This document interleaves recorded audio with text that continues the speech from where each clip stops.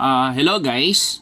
So again, this is Engineer Gerald S. Robles, so aka Sir Bogart. So for another video presentation or video tutorial presentation for the subject fluid mechanics. So for today, ang ituturo ko sa inyo is on how it is to solve for problems regarding manometers. So let me read the problem. So we have water, oil, and then an unknown fluid are contained in the vertical tube shown. So ang question dito is for us to be able to determine the density of the unknown fluid. So first things first, settle muna natin question. We have three types of density. So sulit lang natin dito, no? So ano yung three types of density? So three types of density.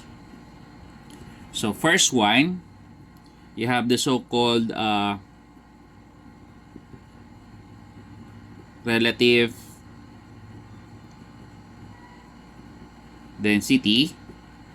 So ang relative density is more popularly known as what we call the so-called specific gravity. So second one, we have the so-called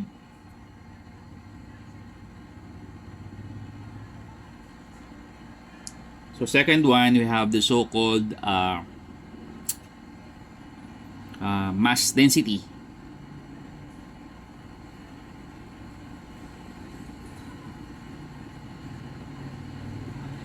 So mass density is represented by this Greek symbol, which is rho.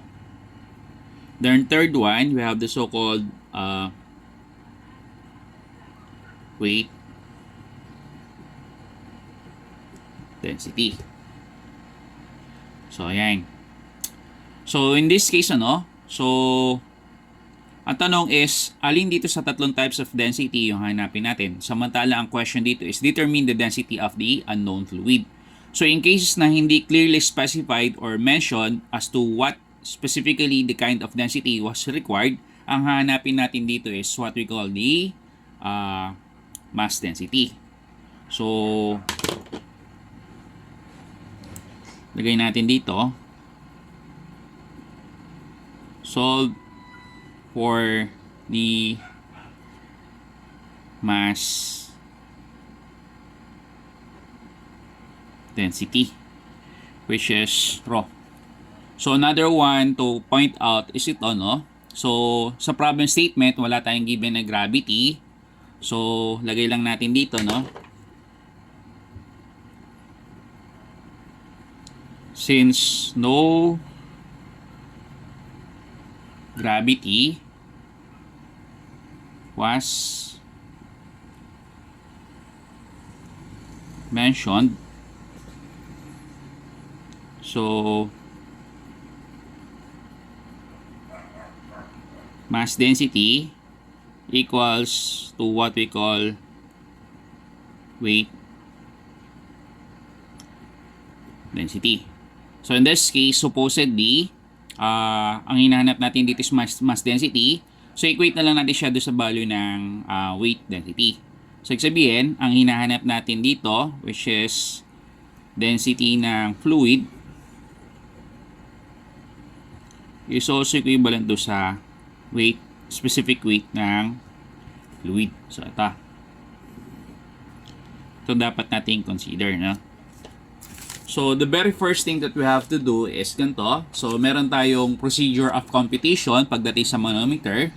First one is to create the necessary manometer equation according to the figure cited. So ito yung figure natin. Another one is to establish a known pressure value or region at both ends, left as well as the right side of the manometer figure. So kung titingnan natin itong configuration natin, meron tayo ditong isang klase ng manometer. So yung manometer natin are considered to be open. So since ito is actually open, exposed siya do sa element which is what we call air. So since meron tayong presence of air, meron tayong tinatawag na presence ng atmospheric pressure. So ang point ko lamang dito is ganito, for as long as yung part ng manometer natin is actually open or open to the atmosphere, yung manometer na to is subjected to what we call atmospheric pressure.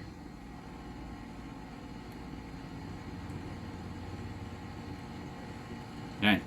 So, dagdagan lang natin ng comment, no? So, subjected sa atmospheric pressure, yung tinutukoy nating manometer. So, may ginawa akong sticker dito. So, para mas maintindihan yung concept ng manometer. So, with both ends of the manometer open, these are actually exposed to air, hence subjected to what we call atmospheric pressure. So, lalagyan natin ng corresponding arrows.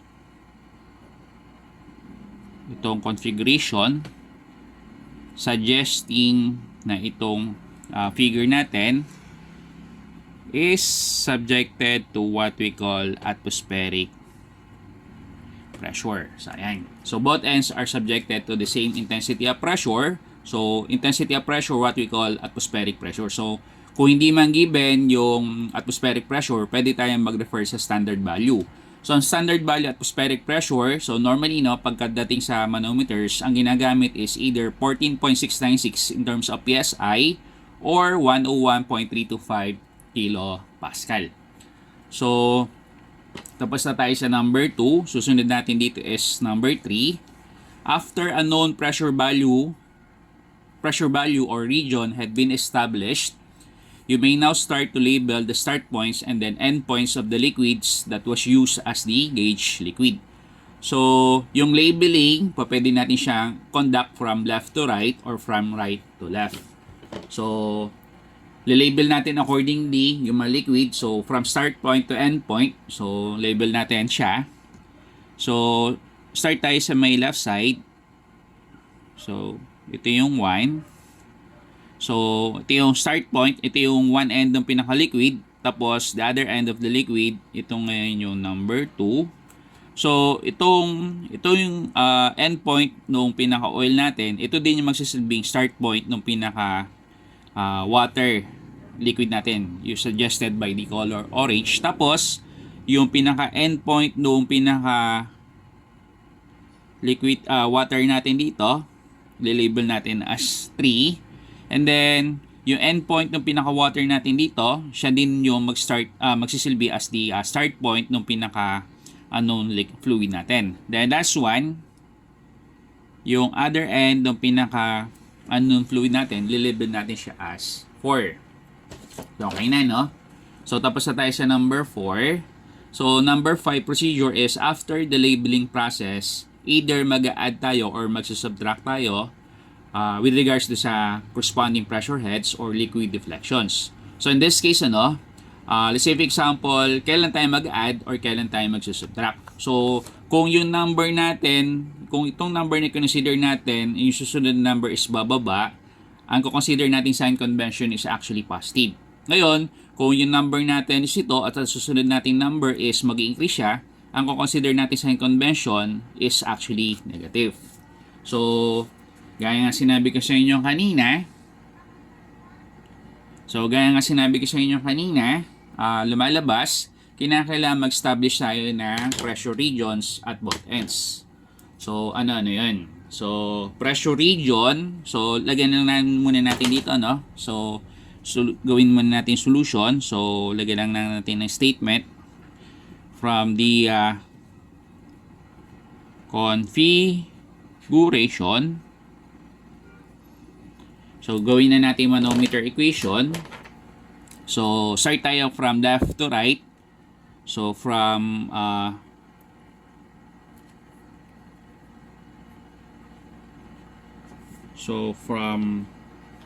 left.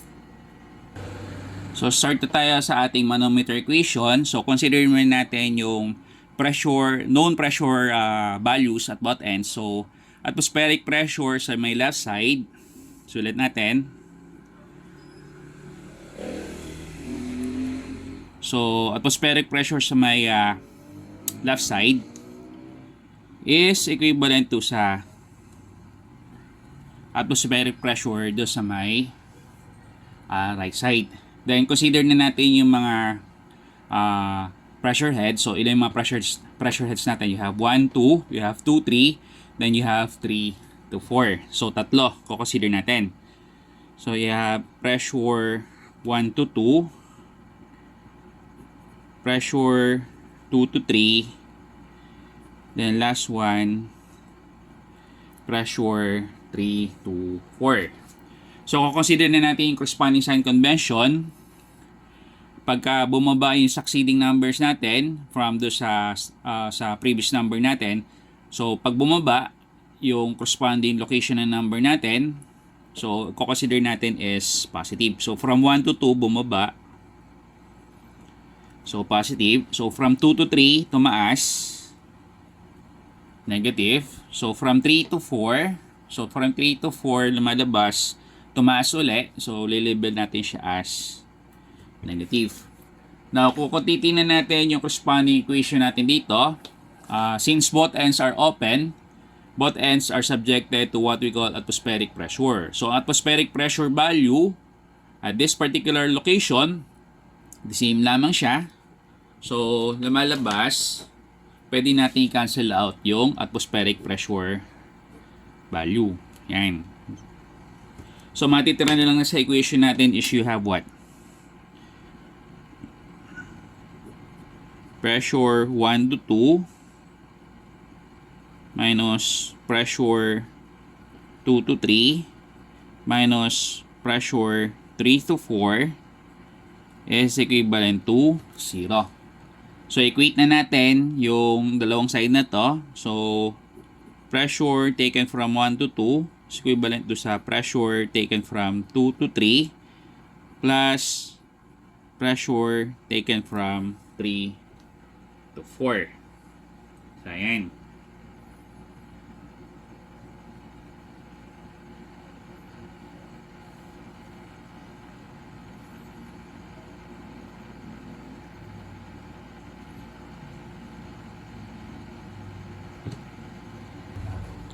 So, identify natin, no? So, from 1 to 2, yung substance natin dito is in the form of oil. So, pressure exerted by the oil. So, retain natin number. So, for identification purposes lamang to.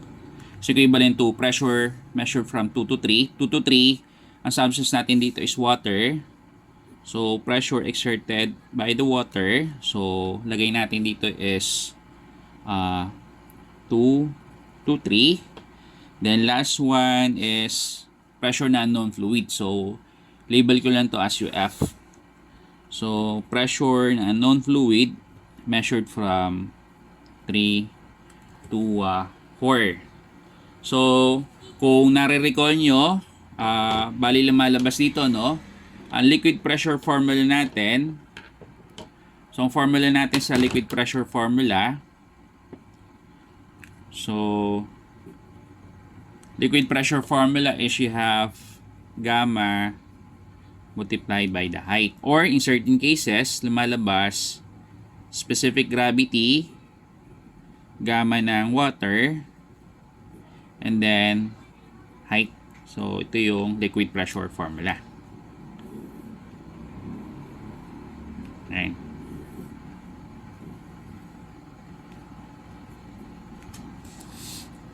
So, breakdown natin accordingly. So, ganito. So, on the part of the oil, ang given is specific gravity. So, breakdown natin yung pressure exerted by the oil measured from 1 to 2. So, pressure formula, liquid pressure formula, you have SG ng oil, gamma ng water, tapos you have height ng oil measured from 1 to 2 is equivalent to pressure exerted by the water. So, instead na specific gravity ng water, pwede yan tayo mag-start sa gamma ng water. Then, height ng water measured from 2 to 3. Then, last one is ito, no? So, lumalabas unknown fluid.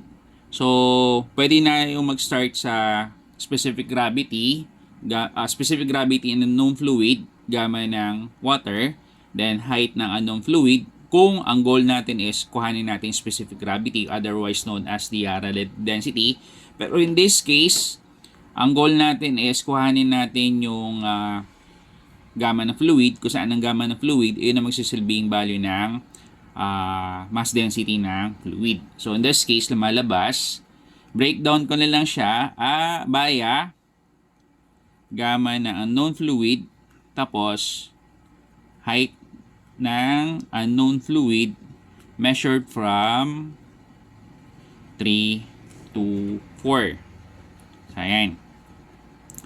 So, lagay na natin yung mga corresponding values. So, specific gravity ng oil, you have 0.9.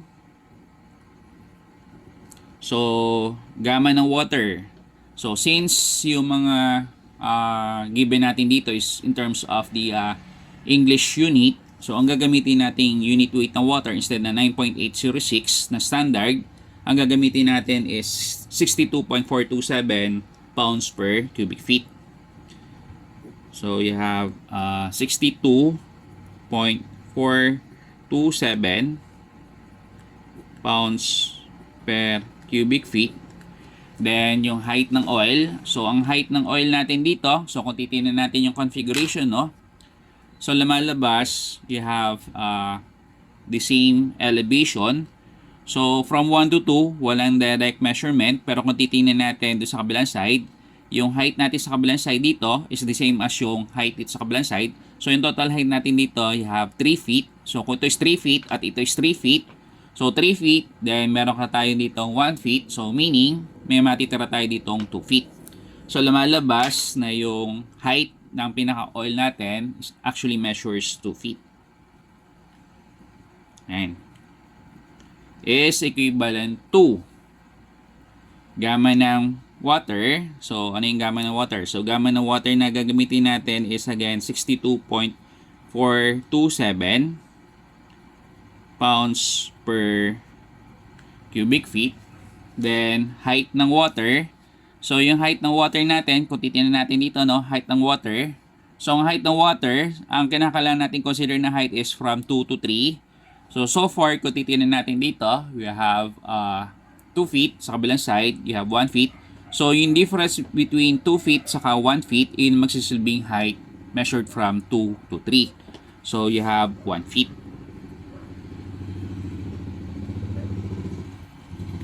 So, plus gamma na unknown fluid, which is actually ito yung in question. Then, height ng unknown fluid measured from 3 to 4. So, from 3 to 4, ang height ng unknown fluid natin, you have 1 feet. Ayan. So, in this case, it is possible na kuhanin natin yung gamma ng unknown fluid. So, in this case, lumalabas na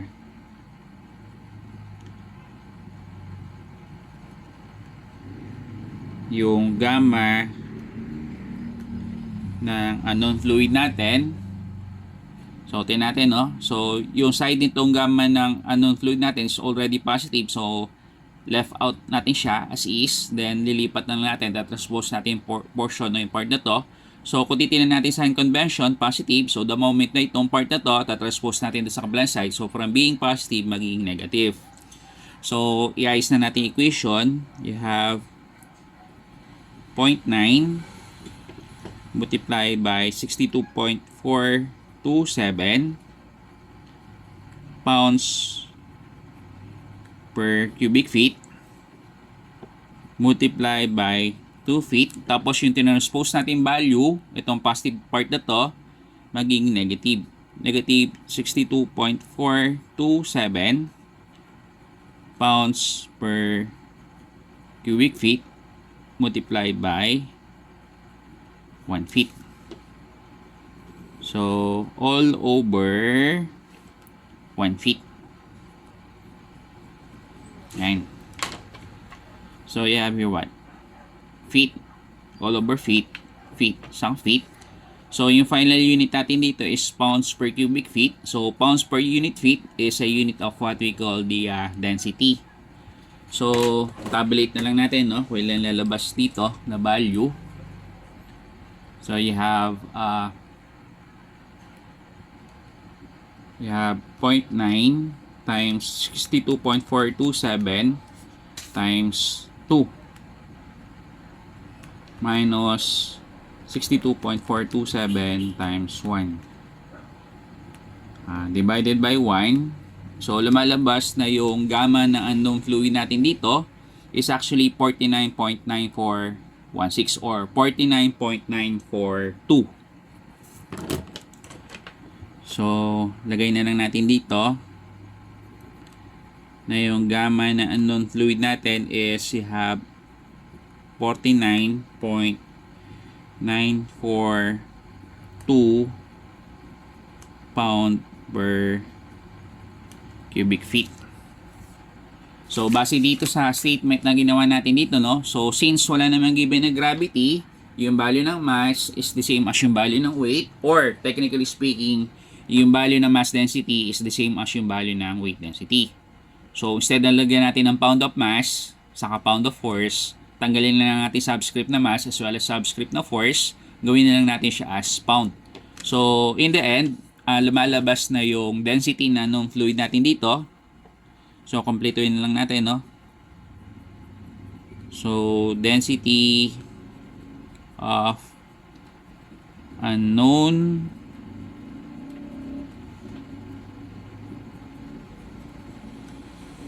fluid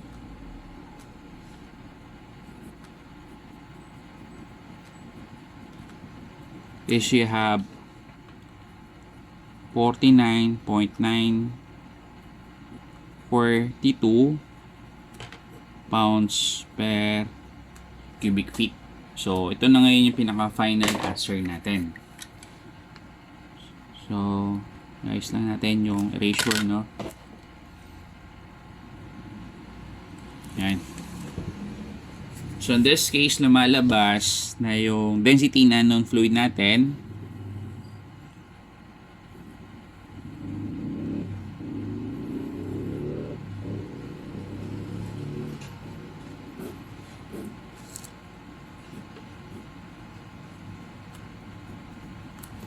So, lumalabas na yung density na unknown fluid natin has a value of 49.942 pounds per cubic feet. So, highlight ko na lang yung pinaka-final answer natin.